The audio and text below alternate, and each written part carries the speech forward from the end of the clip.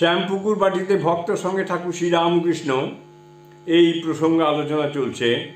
ত্রয়োদশ পরিচ্ছেদ, প্রথম অংশ। ডাক্তার সরকারকে উপদেশ। অহংকার ভালো নয়, বিদ্যার আমি ভালো, তবে লোক শিক্ষা হয়। শ্রীরামকৃষ্ণ। অহংকার না গেলে জ্ঞান লাভ করা যায় না। উঁচু ঢিপিতে জল জমে না, খাল জমিতে চারিদিককার জল হুড় করে আসে। ডাক্তার। কিন্তু খাল জমিতে যে চারিদিকে জল আসে, তার ভিতর ভালো জলও আছে, খারাপ জলও আছে, ঘোলা জল, হেগো জল, এসব আছে। পাহাড়ের উপরও খাল জমি আছে, নৈনিতাল, মানস সরোবর, যেখানে কেবল আকাশের শুদ্ধ জল। শ্রীরামকৃষ্ণ। কেবল আকাশের জল? বেশ। ডাক্তার। আর উঁচু জায়গায় জল চারিদিকে দিতে পারবে? শ্রীরামকৃষ্ণ আসছে।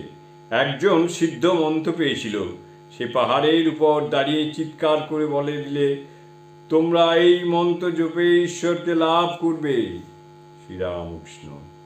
তবে একটি কথা আছে, যখন ঈশ্বরের জন্য প্রাণ ব্যাকুল হয়, ভালো জল, হেগো জল, এসব হিসাব থাকে না। তাকে জানবার জন্য কখন ভালো লোকের কাছেও যায়, কখনো কাঁচা লোকের কাছেও যায়। কিন্তু তাঁর কৃপা হলে ময়লা জলে কিছু হানি করে না। যখন তিনি জ্ঞান দেন, কোনটা ভালো কোনটা মন্দ সব জানিয়ে দেন। পাহাড়ের উপর খাল জমি থাকতে পারে, কিন্তু বজ্জাত আমি রূপ পাহাড়ে থাকে না। বিদ্যার আমি, ভক্তের আমি যদি হয়, তবেই আকাশে শুদ্ধ জল এসে জমে। উঁচু জায়গার জল চারিদিকে দিতে পারা যায় বটে, সে বিদ্যার আমি রূপ পাহাড় থেকে হতে পারে।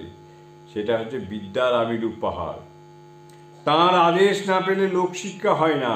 শঙ্করাচার্য জ্ঞানের পর বিদ্যার আমি লিখেছিলেন লোকশিক্ষার জন্য।